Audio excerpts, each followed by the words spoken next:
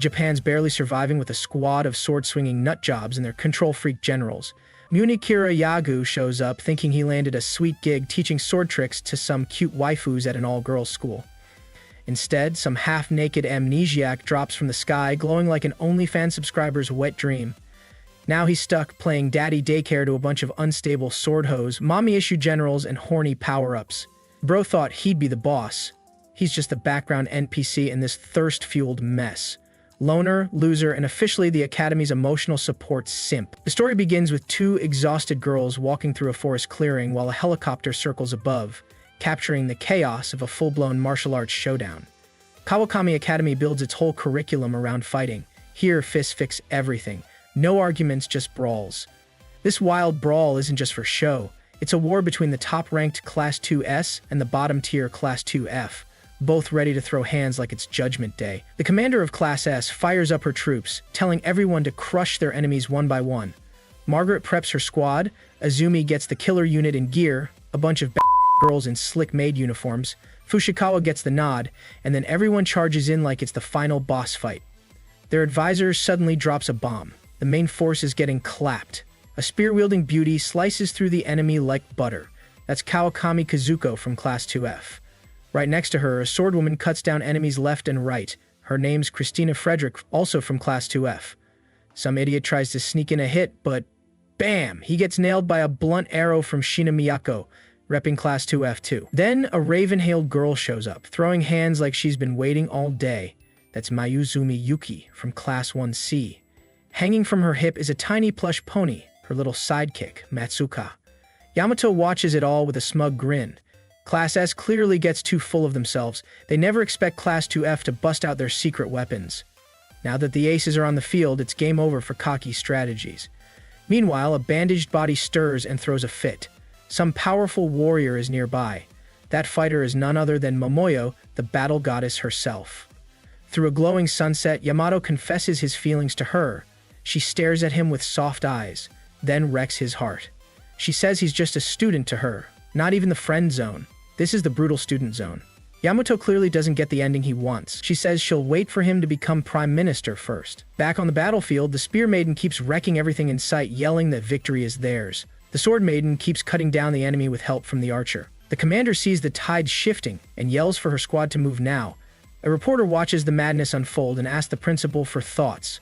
The principal calmly explains that this class war exists because both sides keep throwing punches instead of peace. The first team to capture the enemy commander wins. Class 2's leader is a loud and flashy guy, Kuki Hideo. On the other side, Class 2F has Amatosu, a shy wreck barely holding it together, but someone reminds her Yamato's still in play. Amid the chaos, a tiny pervert with a camera keeps snapping pics of the badass girls mid-fight. His otaku buddy sticks around, somehow dragging the vibes even lower. The teams can bring in as many people as they want from the academy because negotiation is seen as part of war. Class 2 has way more members than Class 2F. Everyone easily guesses that the F stands for failure, since Class 2F is known for losing across campus. Still, most of Class S feels low on morale, while Class 2F is filled with fighting spirit. Yamato decides it's time to move into the next phase. He orders all of the aces to retreat. Kazuko quickly pulls back, and the enemy commander believes this is their chance to strike. He wants to chase after them, but the HQ warns him things might go bad.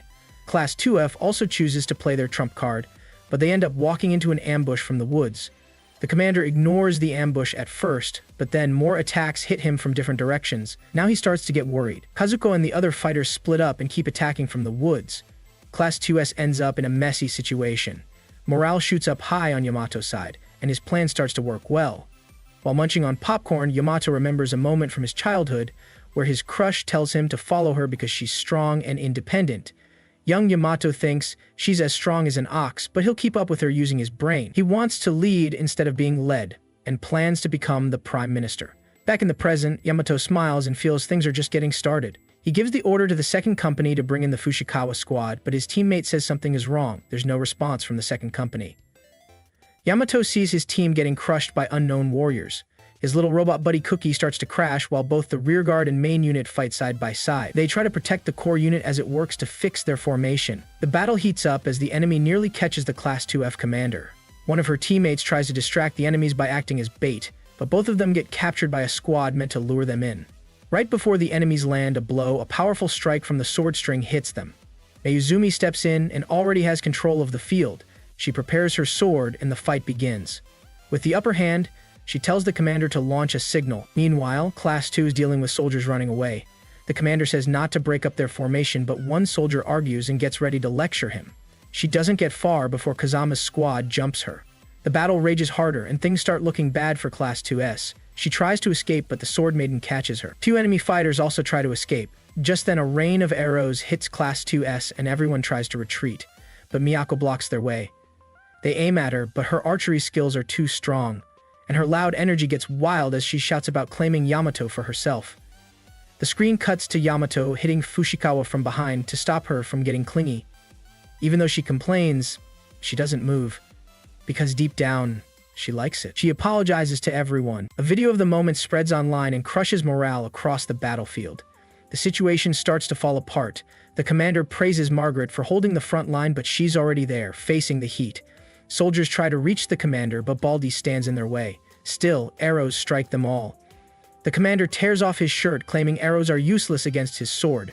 Suddenly, a giant tornado sweeps across the field, and Momo arrives with a wicked smile. Momo glances at the tiny girl commander and finds it strange that the enemy brought their leader to the front line. The scene quickly turns into a 3-on-1 brawl as Kuki arrives, the commander's sister and someone just as terrifying as Momo.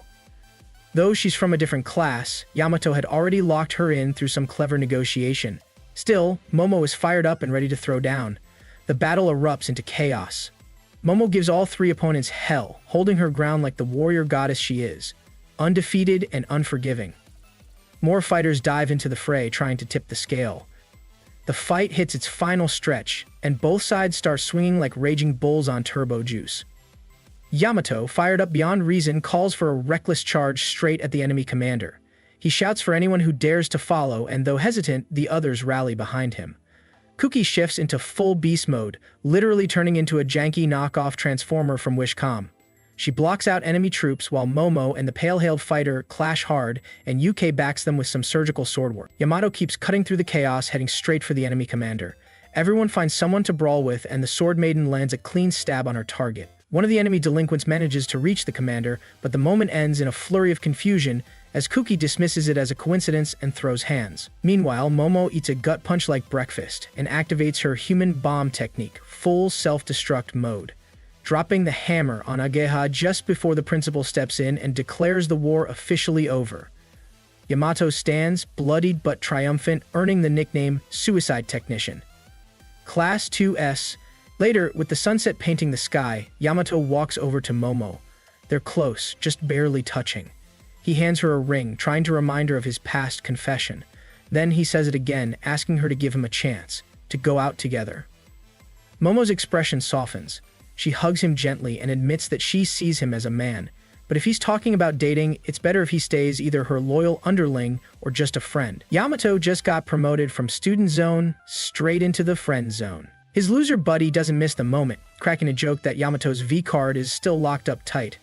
The fearsome four, watching from afar, don't even know how to console him. But the archer? She sees an opening. Her eyes light up, and everyone around gasps as she makes her move. Meanwhile, the bandaged troublemaker stares into the sky, thinking about the four little devas and the legendary Momo-senpai. Late at night, Miyako gets ready to turn freaky, slipping into her futon, excited to get Yamato's woody out of the hoodie. But instead of Yamato, she finds a puppet with a veggie bigger than what Yamato could possibly have. Meanwhile, a man so ugly he needs makeup just to look human wonders if anyone's ready for a bit. Yamato steps in, presenting a price of 144 tickets. Everyone is surprised when he manages to get them, given the urgency. Later, the group gathers, celebrating their victory of 144 million tickets. With the captain stuck due to a flat tire on his road trip, the 8 of them decide to split the loot. Kuzuko still can't wrap her head around such a huge number. They won't be hungry anytime soon. Miyako, now completely smitten, starts glazing over Yamato, calling him a master technician and wondering if his coldness is part of a bigger plan to make her shriekier. Chris, however, isn't happy with their antics. The auctions are supposed to be fair, but they can't even agree on the terms before it begins. Yamato tries to deflect her logic, saying it's a man's shame not to accept a woman's seduction, and that in Japan it's a moral code to seize every opportunity. Chris is still reluctant to buy his excuses, but finally gives in. Miyako, on the other hand, doesn't want to join in the conversation and uses her little pony to talk to them. She claims the pony is a spirit possessing a piñata. Everyone wonders if she's lost her mind. Yamato says that now the bid is accepted, no one will complain about anything. But Momo has other plans. Instead of complaining, she suffocates him with her massive milkers. She asks why he didn't come to her the night before. She was bored and wanted to pick a fight, but she also rants that little brothers are supposed to be unbreakable. Everyone laughs at this sibling interaction. Momo then says that now they have money, they can have some fun, but it will be an underground brawl. Yamato isn't too happy about the drawl. He yells, questioning why they're looking for it. Yamato explains that this drawl belongs to a history teacher, and if he's summoning people to catch it, he must be important. Yamato leads the group on foot to search for the drawl. Chris wonders if putting everything up on the walls is legal, but Yamato once again deflects her morality, recalling her old man telling him they're just using the materials temporarily and will clean up after they find the drawl. They look at a dog's picture so ugly it should be euthanized. Miyako tries to shoot the dog with an arrow, but Yamato questions what she's doing. The dog, hearing about the plan to save him, runs through the market like his life depends on it, managing to escape. Yukiya clears the way for Yamato as they keep chasing the dog, who turns out to be more athletic than they imagined. They wonder if he's a normal dog, but the drag queen thinks he's a noble dog. Meanwhile, the voice commander of Class 2F picks out some undergarments, and the commander of the next boat is also looking for something. The dog, being a seafood lover, pauses to check out the clams but is eventually caught by Yamato, who jumps into a changing booth. He gets kicked out by Dark Chocolate Senpai. A student tries to destroy their dessert, but the dog crashes through the table, ruining it for everyone. Dark Chocolate Senpai looks at Yamato, wondering if he's got racism flowing in his veins. The dog leaves, approaching a white-tailed beauty and getting petted. Meanwhile, a mysterious man all bandaged up watches the sunset, acting all mysterious. The white-tailed warrior from the earlier battle asks her mate if she has any news. The girls have a spa day, discussing their mission. Momo wonders why the four of them are talking about Yamato. She mentions that they look at the dog floating around, checking out their assets. After getting an eyeful, the dog smirks and runs off again, but they aren't letting him escape. The dog evades a blow and numerous arrows from Miyako, using Ultra Instinct to dodge. Miyako finally grabs him, but they turn to see Yamato watching them. They chase after the dog, reaching an abandoned factory. Momo vows to punish the dog, slamming the door open and revealing numerous shinobi. She starts trashing the place, trying to find the dog. Miyako shoots a series of blood arrows. The group is happy to finally trap the dog. Yamato doesn't notice the puddle under his foot, but Chris identifies it. They also find some ammo lying around. Chris surprisingly knows a lot about ammo for someone so neat and beautiful. They wonder if this is linked to an illegal drug trade. Chris vows to punish those responsible, but just then, numerous men in black surround them. Momo welcomes the challenge, but Yamato tells her she can't win against dogs. Momo grabs a machine gun and uses it completely wrong to bash everyone, her superior speed helping her tear through the enemies. Yamato can't help but wonder if she's brain-bred for failing to realize how to use a machine gun properly. The whole squad starts tearing through the ops, with everyone suffering, but Miyako saves Yamato and immediately turns streaky to catch his booty out of the hoodie. As Momo tries to interrogate the ringleader, she's attacked by a mysterious beauty. The shinobi are too much for their lead role, and Yamato wonders who the hell they are. It's like they're fighting darker versions of themselves. Momo wonders how they know the family techniques when they've never been leaked, but they run away, dropping a grenade. Momo punches it mid-air, causing an explosion. She looks at Yamato, making sure he's alright, but Yamato is safe, stuck in a sticky and milky situation. Momo vows to kill anyone who has her milkers in Yamato's face. They leave with more questions than answers, wondering about the ammo and the date. Yamato remembers the old guy telling him he was giving up on the country. Miyako brings Yamato back to the problem at hand. They still can't find the dog. Everyone looks at the vice captain, who's holding the dog and petting it. Momo wonders how the imposters know about the Kawakami style. A mysterious man speaks to his team in the ammo hideout, wondering if they should replenish their goods. Miyako is once again all geared up, hoping to get Yamato into her trap, excited about making him fall for her with her own little game. But it's all part of a scheme. She's programmed his brain to fall for her and want naughty things. However, Yamato isn't impressed. Meanwhile, at the mansion, Miyako bursts in to wake him, only to be rejected when she leaps on him like an overly eager granny. Yamato manages to keep his V-card intact. Cookie tries to cheer her up, telling her she just needs to wear Yamato down after his rejection. Later, everyone gathers for breakfast. Geto and the vice captain are having their bromance moment, while Yamato compliments Yuki, telling her she'd make a great wife. Yuki freezes, saying the words are wasted on her, but then talks to her little pet horse about how things are going smoothly. Miyako, eager for some attention, offers Yamato her croquettes with a special sauce that's way too spicy for him. Yamato isn't a fan of that kind of heat. After breakfast, Cookie consoles Miyako and they meet up with Momo-senpai and Kazuko. They talk about how their fierce battle aired on TV, making their class untouchable now. Momo-senpai then orders Yamato to be her toy for the day, starting to manhandle him. Meanwhile, the pervy photographer is snapping pictures, ready to use his ultimate technique on them. Later, Miyako has a heart-to-heart with Cookie under a russet sunset.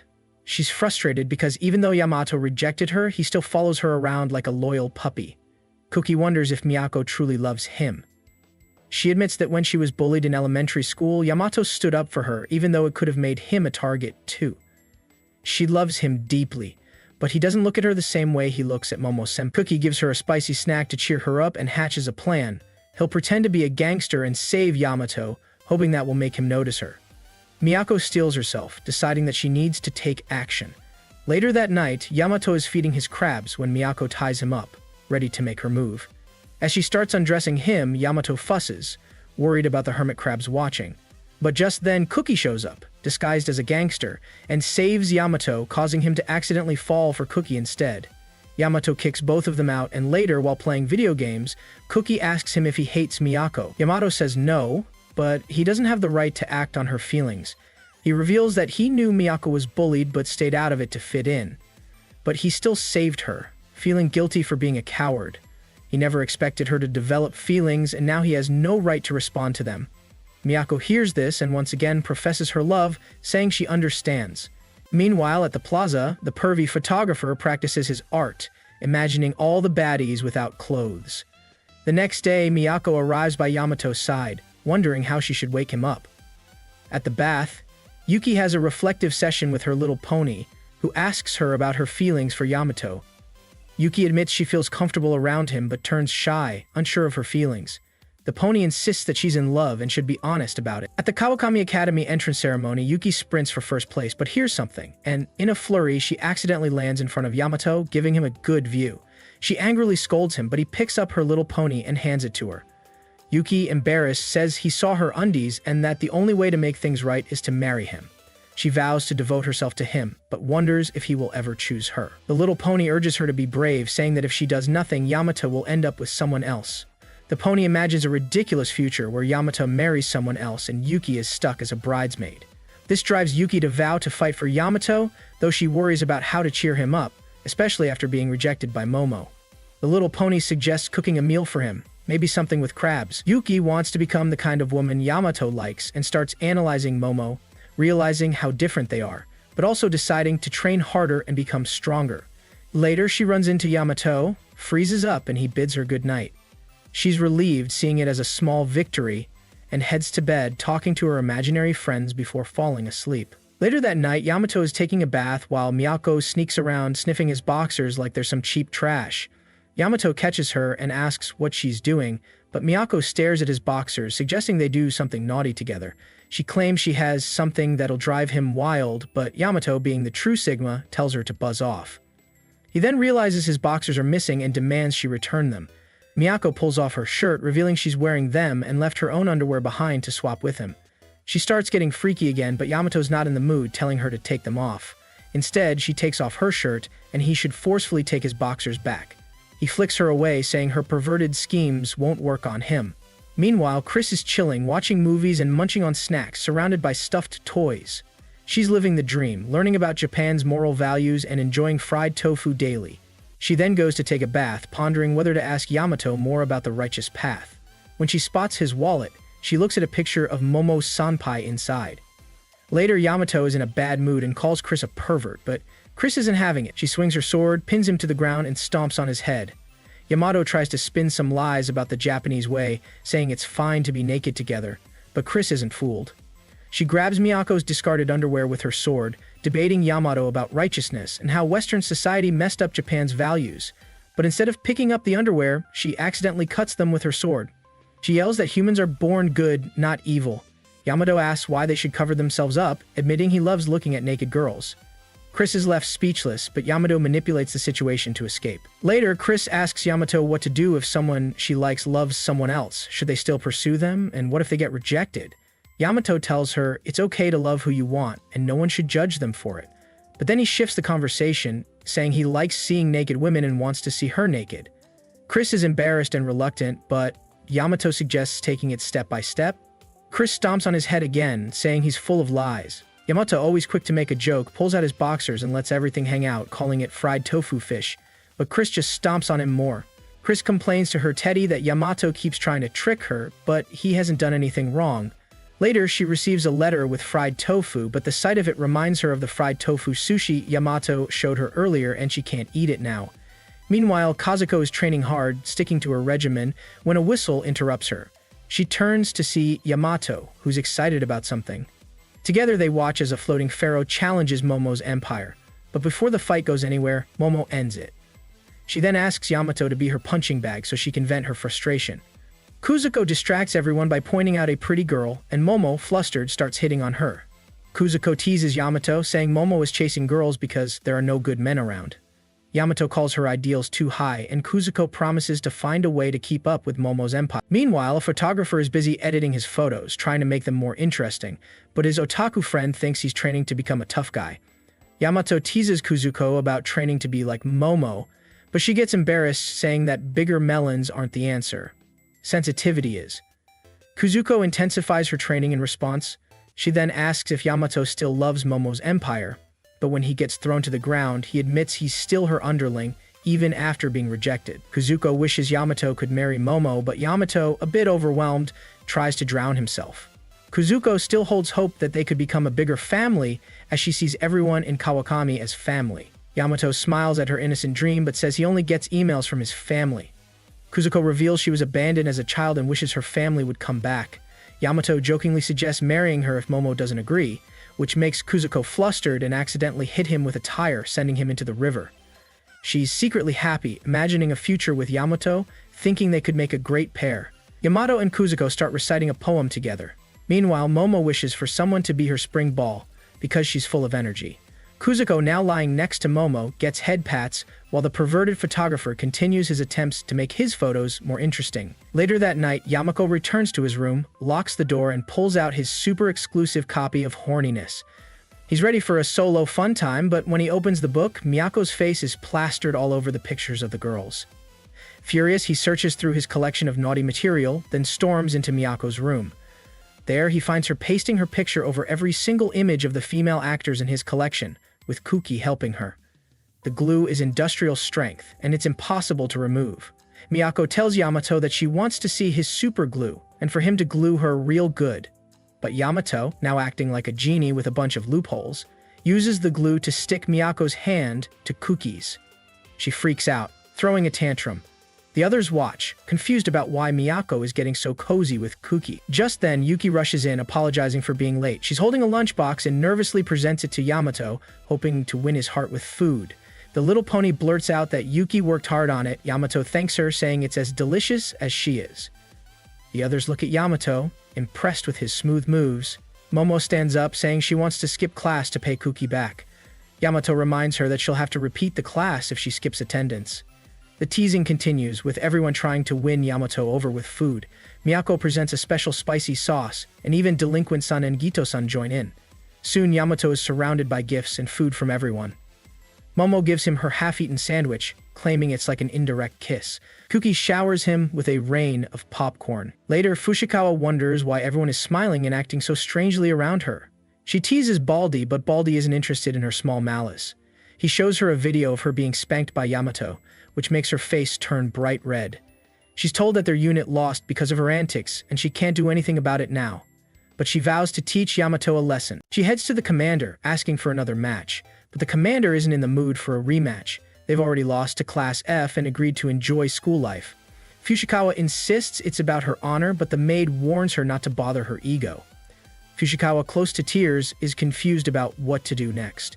She watches Yamato interact with others, determined to challenge him. Yamato, a member of the Kazama family, isn't great with his hands but is a genius and a technician. He has a strange love for hermit crabs and a thing for Momo. This is all Fushikawa can gather about him. She tries to anger him by scaring Momo with a pile of sandwiches, but when Momo turns on her with her intimidating Momo aura, Fushikawa quickly backs off. Fushikawa then tries to provoke Yamato with a king crab dish, hoping to trigger his love for hermit crabs. But Yamato isn't fazed. He explains that king crabs and hermit crabs are nothing alike. Fushikawa is frustrated and tries to tempt him with an exotic candy display in the forest, but he walks away, uninterested. Fushikawa can't understand why Yamato isn't angry. After all, he's supposed to be a man, right? She calls him a brainless zombie as he refuses to give up. He gets thrown around again and again, but he keeps getting up. The principal declares that no one can leave until one of them is knocked out. Fushikawa grows exhausted, but Yamato still gets up, over and over. As the sun sets, Fushikawa, out of breath, can't help but admire Yamato's stubbornness. She finally bows in apology for her behavior and cries, feeling bad for how she treated him. Yamato collapses from exhaustion, and Fushikawa wins the battle but loses in spirit. She rushes to his side, worried about him, but then gets angry when she sees him shirtless. Storming off, Momo carries Yamato away. The next day, everyone gathers in the assembly area. Fushikawa wonders what's going on. She asks Baldy, but to her surprise, the video about her has been deleted. She runs into Yamato again, who greets her. As he trips, she smiles. And maybe, just maybe, she's starting to like him. Yamato pulls out his secret corn stash, unscrewing the tape. As a seasoned gooner, he's ready for some solo fun. He checks his stash, corn, tissues, joystick, but when he turns on the TV, instead of the usual corn, he sees Miyako in a nightdress. Confused, Yamato checks the TV's cables and follows them to Miyako's room. Cookie says the male star is finally here, but Yamato refuses to be part of their plan and pushes them away. In his anger, he leaves them tied up in a weird position. Even Cookie, a robot, seems to like it. The Prime Minister bans all weird things. Later, the Vice Captain announces that they'll be participating in the festival and getting a player. The teammates aren't too excited, but Momo is fired up. Chris wants to carry the panic win herself and supports this idea. The Vice Captain asks Yamato if it's okay. With everyone agreeing to play along, the Vice Captain says they'll make their panic win. Yamato contacts people to get what they need for the panic win, showing off his valuable connections. His teammates are ready to work hard. Chris looks around, wondering what's going on. The panic win they make looks like a fruity mushroom instead of what it was supposed to be. They look at it, realizing it looks like a steel phallus, basically a giant banana. The vice president wants his to be that big. Chris shouts that something vulgar like that can't happen in Japan. Miyako, however, is all for it. Mo-senpai starts stroking the giant joystick. The vice captain says they'll parade it around, and they can either carry it or ride on it while the men carry it. Miyako imagines herself standing next to it and immediately agrees to carry it. At the festival, everyone is acting strange, with ladies and violating mushrooms everywhere, like a con festival. Even Baldy is offered a mushroom but isn't interested. He tries the female one and exchanges it, causing nosebleeds all around. The vice president says it's time to carry the mushroom. Surprisingly, he's ripped for someone with no game. Mo-senpai presents the famous four, each with their own mushroom, saying they'll have to eat them. Yamato sets up the display, adding fish croquettes to the mix. He starts lying again, saying that in ancient Japan, women were judged on how well they ate sussy candies. All the girls want to impress him and show him their skills. Momo teaches them the sensual way to eat the mushroom. All the girls reluctantly follow except Miyako, who's already into it. The perverted photographer can't help but watch, hyperventilating. Momo tells everyone to bite it off, causing every guy within a 10-mile radius to faint from phantom pain. They turn to Yamato to ask who did the best job, but he's gone, back at the dorm on the phone. Turns out his hermit crabs have escaped. Miyako is disappointed that she couldn't show off her skills to Yamato. Catherine from Class 2F is selling tiny mushrooms, but no one's buying them because size matters. She says she made them herself, and Baldy, who has a thing for younger fruit, buys all of them. Fushikawa enjoys her premium snack. The perverted photographer tries to calm the vice captain by saying he's spent time imagining Fushikawa, but that only makes it worse. Fushikawa gets challenged, and the principal appears, allowing them to duel. The vice captain presents his pannikin and asks Fushikawa what she'll do without one, but the king of Class 2S arrives driving a truck that collapses. Optimus Prime steps out with a gigantic mushroom bigger than anything anyone has ever seen. The maid squad carries the pannikin. They start a sword fight while Yamato rushes to the festival but gets knocked out by a bandaged man. The man apologizes and asks for Yamato's name. Yamato doesn't introduce himself, and the man figures he's a warrior for taking the punch. He guesses Yamato must be from Class F. Yamato introduces himself, and the man mentions that he knew his father, a man of great pride who abandoned Japan because of its corruption. They argue about Yamato's father, with the man mocking him. The man asks if Yamato has someone precious to him, and tells him that people form nations based on their love for each other. He punches some sense into Yamato, telling him his father abandoned his precious ones. Yamato says his father left because of the country's corruption. The man asks if Yamato has the right to vote, and if he'll choose between what he believes in. Yamato vows to change the country in the future. Finally, Yamato arrives at the festival, where the mushroom statues are clashing in an epic display. Everyone cheers Yamato on to support his team, but the statue collapses. The wise commander refuses to give up, stripping off his clothes to show his Woody. Cookie does the same, revealing an even bigger Woody, telling everyone to worship his length.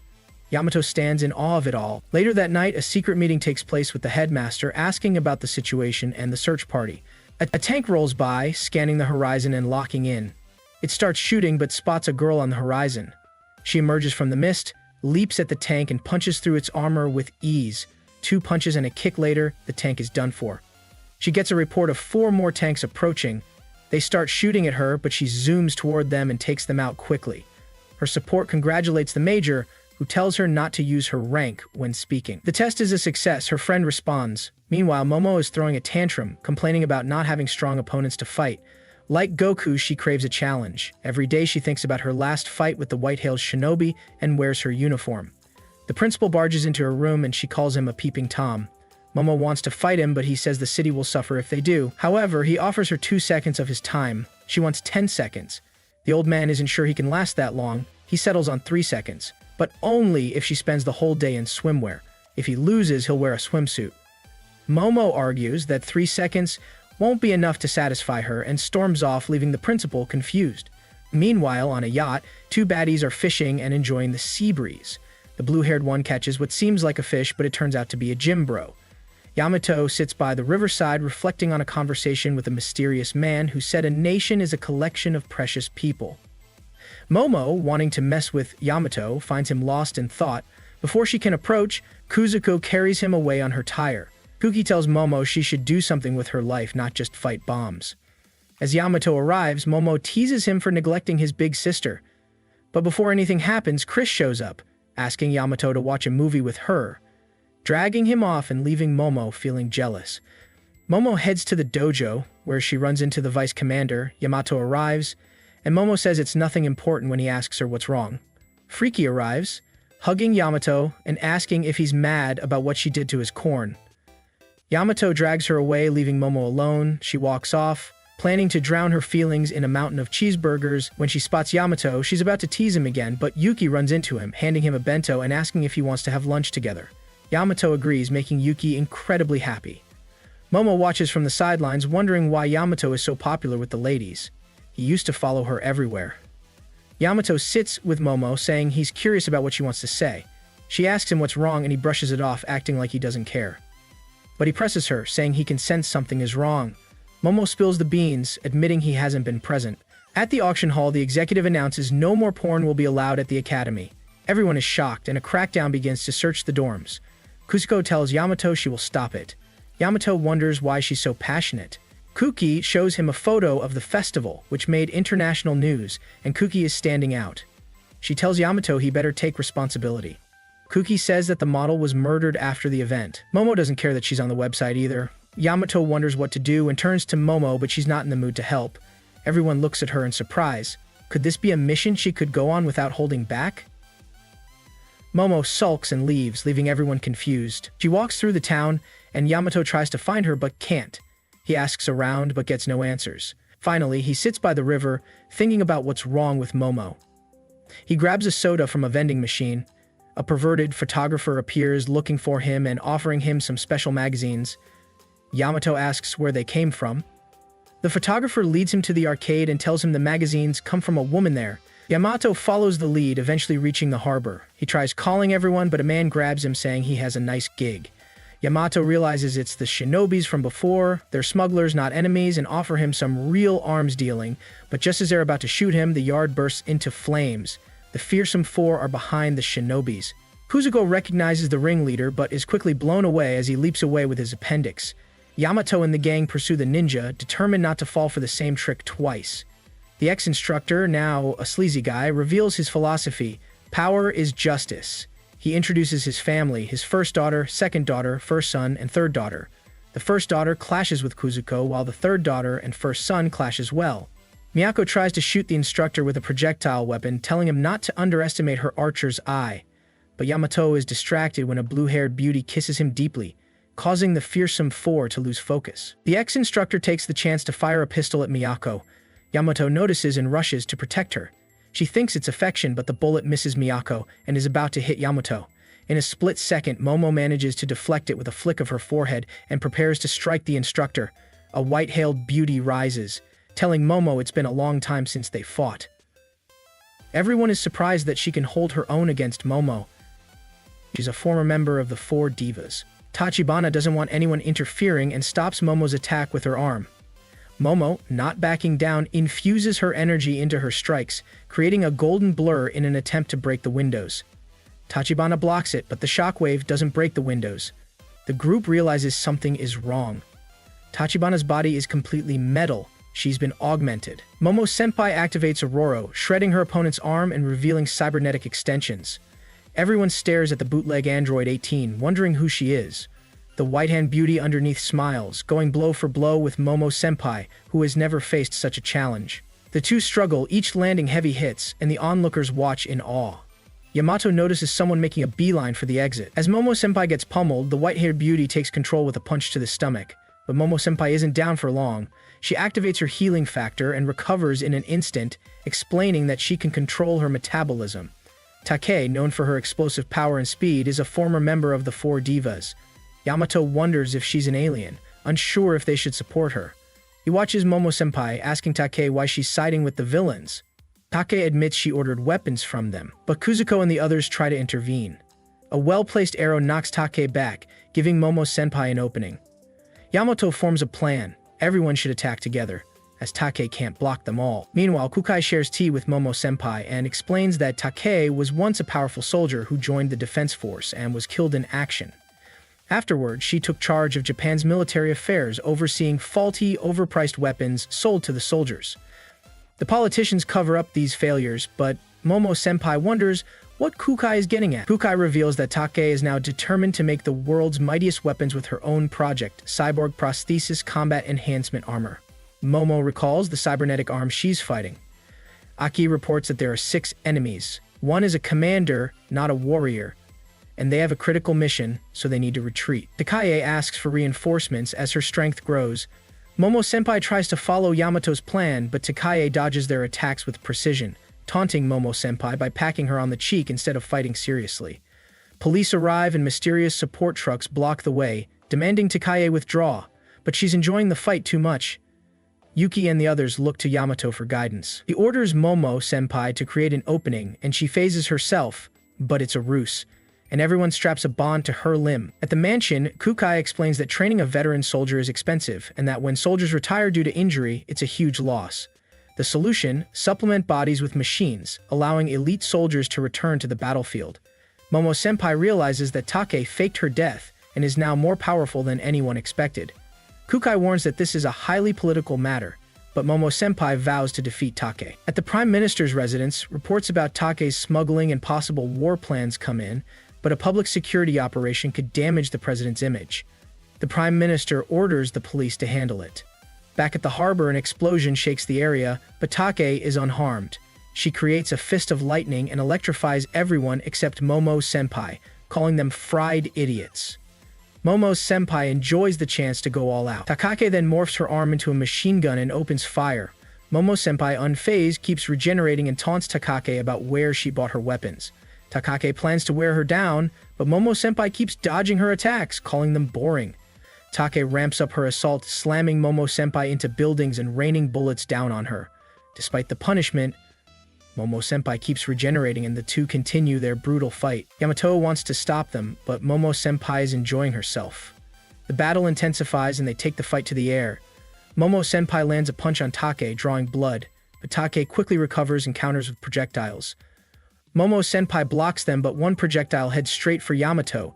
As it zooms toward him, he braces for impact, thinking it's the end.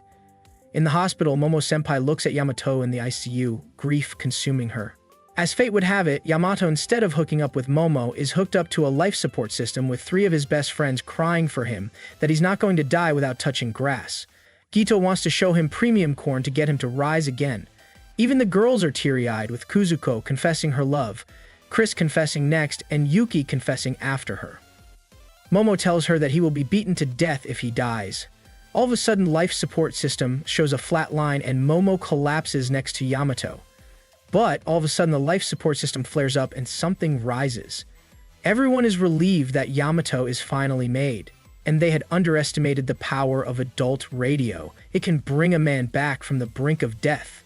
Kuzuko, on the other hand, remembers her confession and squirms in embarrassment. She's not the only one. Everyone squirms in embarrassment. Miyako looks at everyone with an air of hostility, realizing that they're after the same banana. Kuzuko tries to get a jump on them by checking on Yamato, but he's promptly shut down.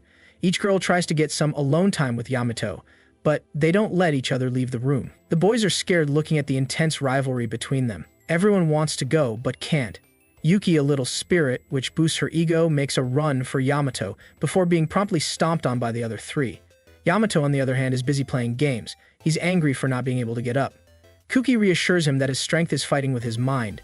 Annie, feeling that Yamato sulked, that she was very fast and could predict their attacks. They realize that Saki has her left eye modified to be able to analyze her opponents. Yamato is still happy that they won because of Momo's power. But Kuki points out that even Momo-senpai can't win easily, and it's a political problem, so they can't face them again. At the top of a building, Momo-san tries to aura farm but is interrupted by Takei, who tells her to stop. What is she doing? She puts it out flat that Yamato was injured not because of Takei, but because of her ego. Because she was absorbed in her battle, is she going to make the same mistake again? Her love of battle is her undoing, and she can't win against Takei. She not only has machine power, but a strong will and life energy. But Momo-san still wants to avenge Yamato. The boys are scared looking at the intense rivalry between them. Everyone wants to go, but can't.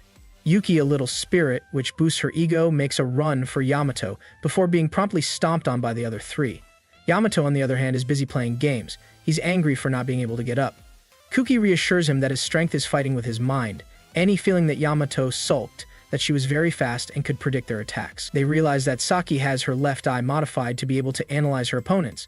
Yamato is still happy that they won because of Momo's power. But Kuki points out that even Momo-senpai can't win easily, and it's a political problem, so they can't face them again. At the top of a building, Momo-san tries to aura farm but is interrupted by Takei, who tells her to stop. What is she doing? She puts it out flat that Yamato was injured not because of Takei, but because of her ego.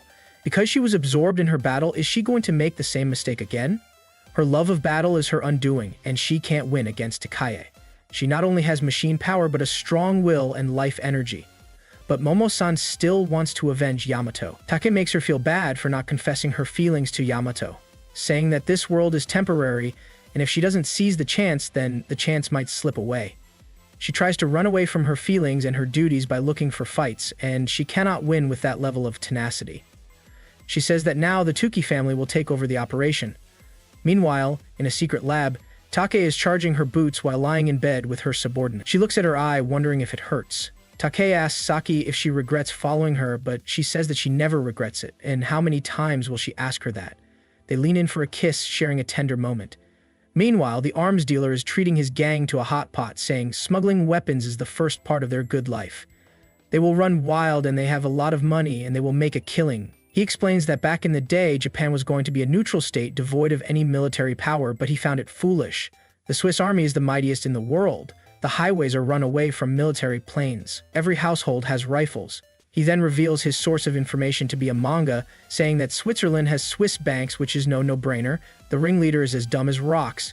He then shows them an account number and a pen, saying there are billions in there. One of them wants to spend money every day. The first son also wants to eat every day. They start complaining about not having good food, even if they are rich, but he burns the account details, saying it's all part of the plan. As he lights up his cigarette, he accidentally causes the stove to burn. At the hospital, Yamato is looking at a video and manages to spot a glimpse of Sake, saying that Japan is a dangerous place. No wonder his dad abandoned it. But he recalls his meeting with a stranger. Miyako arrives in another uniform, asking how is he feeling. and she is here to stick a thermometer in somewhere the sun doesn't shine. Yamato starts crashing out that it's true he wants to clap the cake, but he doesn't want his cake to be clapped. What Chris says is that they have been in the room alone. Everyone starts to tell them of their connection with Yamato and how Yamato has seen all of them in questionable positions, and now Yamato must take responsibility and marry them. Kuki arrives to save him, showing footage of Takai walking through a wall of flames in Tokyo. The girls run away trying to avenge Yamato. Even though he is alive, he can't stop them being so weak and useless. The principal tells Yamato that he has been hurt quite a bit. Meanwhile, numerous snipers are focusing on Takai, but she dodges all the bullets and whips out her own bigger and blacker gun. Seeing that they have good equipment, which is surprising, Momo Sentai asks Takia about her goal and she declares war against the country. Meanwhile, on the terrain, right to the fight, the 4 D-bars are sitting silently, asking Kuzuko when will they get there. The train quickly screeches to a halt as a fire has broken out and the service has been suspended. This infuriates the girls. They start complaining that they should have stayed in the hospital with Yamato, but they look at the fight on Yuki's cell phone with Momo Sentai going blow for blow with Takaya. They also spot Yamato heading to the fight riding on Koki. The city is in shambles with smoke rising all around them. An important parliament man wants to call the special forces. Meanwhile, Momo Sentai and Takaya leap against one another, but Momo Sentai manages to outmaneuver her, grabbing her and slamming her into the underground parking lot. She wonders if that will do the trick, but a barrage of bullets suggests otherwise, saying she won't get another chance. Momo Sentai can't believe that she can move. Meanwhile, her support analyzes her opponent. A couple of snipers try to take down Takaya, but support stops them. Yamato appears next to Chika and Koki takes her out, along with Takaya's ability to analyze the situation. She recalls her days in the army, fighting alongside her companions against a group of drug dealers. With gunshots ringing around them and explosions lighting up the sky, she was hit hard by one of the explosions. Koki tells Yamato that Momo Sentai is getting the upper hand and they've made the right call, going for the technician who will be their hostage. But she tells them not to get in the way. Yamato, being the ever-so-gentle man, threatens to strip her of her underpants. In a real fight, it's impossible to catch a fist. You are surprisingly strong, brother, you are strong, proud. What are you doing? They look at the city going up in blazes, saying that they've made a mess of it. The ministers have gathered to talk with the prime minister. Meanwhile, in an abandoned outpost, a man is holding a cell phone to his ear with a gun on his temple. The sniper connects with a call from the drug ring leader. Koki says that she is in contact with someone. Yamato wants her to elaborate on how Japan abandoned them. She says that her father abandoned Japan, and it's quite simple. The country does not love individuals, and he is no exception. The Tenko baddie swiftly frees herself and kisses Kuki, making him go haywire and crash out, quite literally. Yamato is then out of ammo and out of options. She asks him if he knows what the guy specializes in, and it is a bayonet technique. She rips out the blade in front of the rifle. She leaps towards Yamato, where she is once again saved by his group of baddies. He asks them why are they here. They start to rage because of the damage to Kuki. But the sniper retrieves data on all of them, processing their attack patterns and dodging each attack as if she is Ultra Instinct. She even breaks Chris's sword and kicks her in the gut, bringing out a magazine and using Kuzuko's blade to reload the rifle and shoot Miyako's bow. She then brings out a sword to Yuki, but as she tries to slip away, a switchblade appears from under the butt of the blade and Yuki is no match for her tenacity, barely managing to save her life by slashing at the bullets. Yamato looks at her in amazement, or no, as she can predict their attacks and they lack teamwork. He looks behind him. Meanwhile, the girls are visibly shaken, unable to do anything, but they look at Yamato and bring out his fist. All of a sudden, he wants to slip her off her underpants. He unzips his zip, but instead of his mushroom, he brings out a taser, pumping her full of electricity. She once again recalls the scene from earlier, where they were not given clearance to engage with the enemy, even though their retreat path was blocked. As the RPG was about to hit her, Takai sheltered her with her own body. These painful memories are nothing in front of the taser, and she shrugs it off and points her blade at Yamato, telling them to stop and drop their weapons. She calls them pathetic, saying that they were about to lay down their life if the country was worth protecting. Momo's breathless, and Takai isn't doing too well either. She activates her jetpack to make a run for it, but Momo also follows her, and she finds Yamato lying on his face with a blade over his head. Takai says that her plan is a step closer. She wanted to fight him, but now she doesn't want to fight because she wants to fight. She wants to bring them down for hurting Yamato. Takai tells Saki to do it.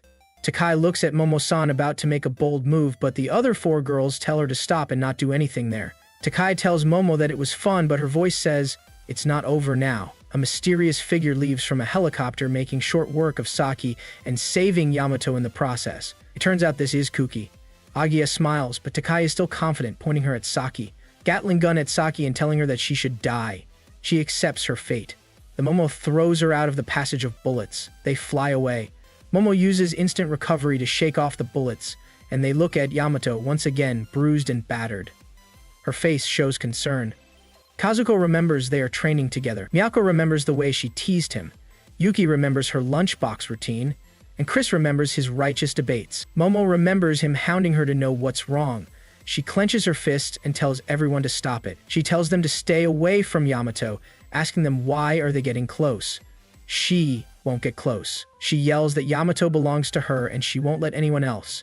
Momo yells out that Yamato only belongs to her, but the little spirit horse works up the courage to tell her that she rejected him over and over again. She should put herself in Yamato's shoes. She doesn't respond to his feelings, and it's easier for her to let things go as they are. Yuki tries to shut up the little horse. She wonders if she's going about to get the fade, and Momo moves away, telling them to stop calling her senpai. She looks over the skyline, telling Guzuko not to call her sister. They should treat her as another woman. She tells them to stop calling her sister, but the little spirit horse works up the courage to tell them to stop calling her. Momo-senpai tells them not to give her Onsama anymore. She is about to take over Yamato, but Miyako, and that doesn't stop her. Everyone wants to pick up Yamato, but keeps dropping him. Jiro is going to suffer a serious concussion after he wakes up. Later at the dorm, Yamato is even more bruised than when he started. The next morning, the maid tells everyone to eat up heartily, but there's a cold atmosphere around the girls. They're hardly eating and sizing each other up, though the only ones talking are the vice commander and his pal. Everyone is talking about Yamato and how he will wake up soon. Kuzuko puts a piece of croquette on Yamato's plate and everyone follows her example. And a whole pile of croquettes arrive, but instead of Yamato, Momo-senpai gobbles them up and everyone calls her mean. They wonder if Yamato is still sleeping and the girls rush to his room to check up on him. Even the vice commander runs towards him. Kuzuko yells that she'll be the one to wake her up. They're running for their lives as Yamato is suffering from his success. They barge into the room and crash on the futon. But Momo-senpai uses her wave to repel them. However, it turns out that Yamato has used his big cucumber substitution technique. He's out by the river. Remembering Take, Shika, and their backstory, he also recalls his father giving up on the country. He wonders what will become of the country. The mysterious man arrives next to him. Meanwhile, the girls are busy cleaning up Yamato's room after making a mess. Momo-senpai, on the other hand, is playing with his hermit crabs. They accidentally find his corn stash. They go through his collection. But Momo-senpai trying to give herself a reality check that as his sister she should check up on the things he's watching. The mysterious man stands next to Yamato, apologizing for dragging him into the mess. He also mentions the girl and how they thought it was useless to fight for Japan. And Yamato can't seem to convince himself. They discuss whether to try harder or give up. The man says that he won't be optimistic, but he won't be able to forgive himself if he doesn't do anything for the future. It's all about self-satisfaction. Yamato tells him that he protected a girl from bullies back in his kindergarten, and he thought the same thing. If he didn't protect her, he would degrade into a piece of pudding, and he wanted self-appreciation.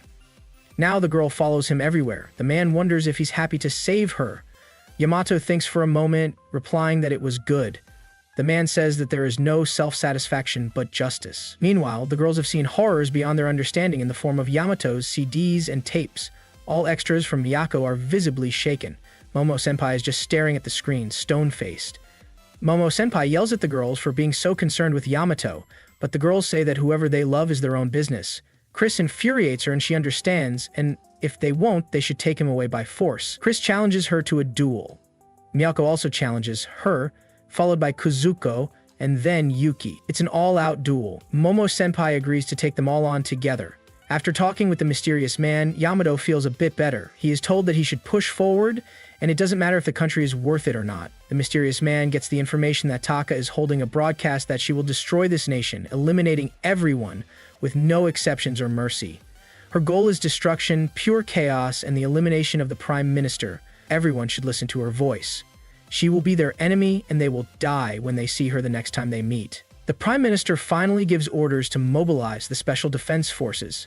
Tanks and helicopters roll into the city. Takai, on the other hand, is taking a hot shower with Shika, polishing her blade. Shika wonders if she should polish Taka's blade as well. The Prime Minister is not leaving his residence, and troops are gathering there and reinforcing the defense. Taka says this is the last part of the play. Shika hugs her, telling her to stay for a bit. They share a touching moment, and Taka apologizes, hugging her back. Meanwhile, Momo-senpai is fighting with the four divas, clearly outmatching them even with their teamwork. It's a serious fight with Unasama. On the other side, tanks are rolling by, spotting a gang of civilians headed by the first son. They charge at the special forces and make quick work of them, beating the stuffing out of them. It is quality over quantity. The other drug dealers look at this onslaught from afar. They're hesitating to shoot civilians, and that's why they're getting beaten up. And Shika has blocked their radios. Yamato looks at the events unfolding and the destruction following the attack. He looks at everyone going up in flames. Meanwhile, Momo-senpai and the others are still having their duel, with Momo-senpai punching everyone who comes in a meter of her rage away. Her eyes blaze with fury and she smacks Kuzuko hard against the ground. When she regains her senses, she tells Kuzuko to stop it, but she refuses to give up. Even when facing such overwhelming power, she refuses to give up. And she loves Yamato. She confesses that she feels comfortable around him. All of the girls profess their love and the depth of their feelings for Yamato. Momo finally breaks the silence that she depends on his kindness and he has been always by her side. It was fun while it lasted, and she wished it would last forever. When he confessed to her, she was happy, but at the same time, she was scared that it would ruin their current relationship. And when the others were getting close to Yamato, she realized that she loved him and her feelings were true. Yamato arrives, telling everyone to listen up. They need to protect the country, and they might be thinking that he is talking big, but he really wants to protect this country, and he doesn't love this country very much. There's ugliness all around, but it's a place where there are friends. The girl he loves lives there, and it should be enough to convince them. Momo agrees to join him. After all, he wants to become the prime minister, and that won't work if there's not a country to run. He smiles at the girls, ready to rally up with him, ready to entrust their lives in his hand. His boy gang also arrives, devout, avenged Cookie. The mysterious man looks at Yamato and the others with a pained expression on his face. The news covers the delinquents fighting against the special forces. One of them tries to pick up a gun, but the first son tells him not to be aid yet. If they have guns, then the special forces will also fire away. But Kazuma's family arrives at the site. The first son wants to beat the stuffing out of them. Others also arrive. The first daughter, second daughter, and third daughter face against their counterparts. The drug dealer, on the other hand, wants to have a back seat, but he faces Yuki. Yamato also faces numerous delinquents using his saber. Takai is ready to settle the score with Momo. Momo leaps towards Takai, closing the distance between them and punching the air to send shockwaves around her. Yamato faces Shika. Meanwhile, the first daughter chugs a couple of pills down her throat to level up. She turns into a junkie. Meanwhile, the second daughter faces Chris. The drug dealer is standing around Yuki with no opening, admiring his spirit. Yuki wonders, why is he doing this? The man says he is so strong, but nothing goes right because of people like him. Third daughter, on the other hand, is having fun, batting away the arrows with her stop sign. But Miyako plays dirty, throwing a pebble in her face. She gets serious and starts whipping around her stop sign.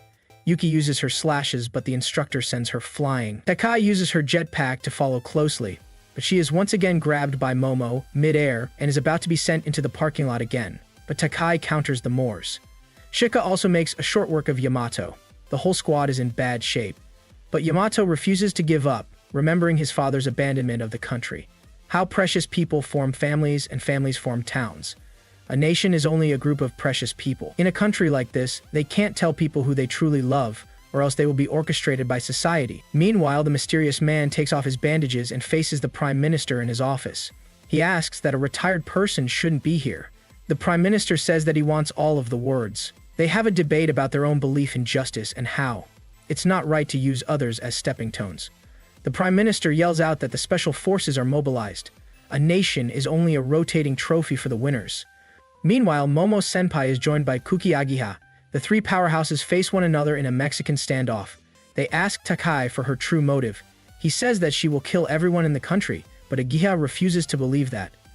The tanks look like they're burning and the turrets are built with rigid ceiling. The tank is designed to protect the crew by letting the explosion escape upward towards the board. She is purposefully targeting that spot.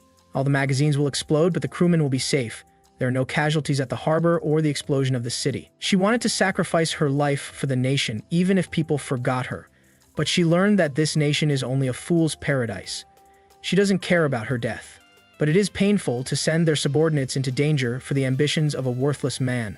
She asks her if she knows how painful it is. They cherished the nation and wanted to be cherished there. But that was all a fool's paradise. She blasts off from the parking lot. Meanwhile, the first son goes after Guido's peaches. Guido, on the other hand, doesn't want him to be his first. The delinquents come across a cute little girl who leads them to an alley where a pervy photographer shocks them with a high-voltage taser. It turns out the cute girl is their classmate. Everyone looks around for Yamato, who is still having a flashback about his daddy. His father asks him if he wants to live here, even if his father is not on this mission. After a moment of thinking, he replies that he indeed wants that, and if this country becomes a place where everyone loves each other, will he come back? Because he'll become the president when he grows up and make the country great again. He remembers his important pack and wants to fight, but his saber is out of energy. All of a sudden, Maro's dog appears in front of him. Heidi also re-arrives, saying that he disbelieves that the Kazuma family always tries to leave him behind. Maid Sama wonders if she should get rid of them. Heidi says that making a place for their nation sounds good, and he will provide Yamato with his full support, and he has a gift too. Cookie arrives, saying that he even got a power-up. The maid squad arrives, making short work of the delinquents. The non-combatant students look at their class fellows as saving their country, with the special forces being a joke, leaving kids to deal with adults' problems. Fushikawa also arrives, joining the fight. Meanwhile, the four divas are having a hard time gaining their footing. Yamato arrives, saying that he wants to fight with his loved ones from now on. He calls out to the girls, saying that he wants to protect them and that they must not die. But they say that Yamato should be prepared to send their allies to death, even if it means gaining victory. Even Momo-senpai holds the opinion, and Yamato steals his reward, telling them to die for him. Momo-senpai uses instant recovery. It's time to strike back. They fight with renewed vigor. Miyako clips something on her arrows, using a special style. The arrows all of a sudden go wild, following a weird trajectory. Chris also gains the upper hand. Kuzuko bashes her opponent away, and Yuki faces her opponent, with Akiha also arriving. The instructor tells them that they are going to withdraw. They quickly run away. The man says that he squired the scumbag to sell his country to reach the top. The news announces the Prime Minister's intentions, and the detector shows his watch. We recorded everything. He dodges the bullets shot by the Prime Minister, kicking him. He is senseless. Meanwhile, Momo-senpai is facing Takai again, using instant recovery and spamming it again and again. She kicks Takai, saying that her defenses are weakening. Yamato looks at Kuki and turns into his advanced battle mode. He is now a full-on transformer, and Yamato can steer him from inside the cockpit. Yamato steers the new, advanced Kuki, dodging missiles as best as he can, using a game controller to fly the high-tech machine. Miyako watches his back, guiding him through the chaos. He manages to close in on Shika and kicks her in the gut. At the same time, Takai and Momo-senpai are free-falling mid-air, locked in a deadly dance, each trying to land the final blow. Momo grabs Takai in a spread cake hold, slamming her straight into the auditorium. The impact damages Takai's arm, making it malfunction. Yamato soon arrives, dragging Shika by the arm. Momo-senpai, bruised and breathing weakly, says she's going to end it. She's happy about the ring he gave her. After all these years, she finally admits her love, but it feels too late. In the middle of the destruction, Yamato feels time freeze. He kisses her gently. That kiss triggers Momo-senpai's instant recovery. Her energy returns in full, and she makes up a wild story that his kiss brought her back to life. The others want to know who Yamato is fighting for. He yells out the answer, his hermit crabs. In his worst moments, they comforted him. He loves hermit crabs. Momo-senpai starts wondering if this whole journey was just to confess his love for some tiny shell creatures. The entire room stares at him, frozen in disbelief. Yamato avoids their eyes, saying he only loves crabs right now. The looks aimed at him could kill. The girls are definitely not happy, and this is where our story ends.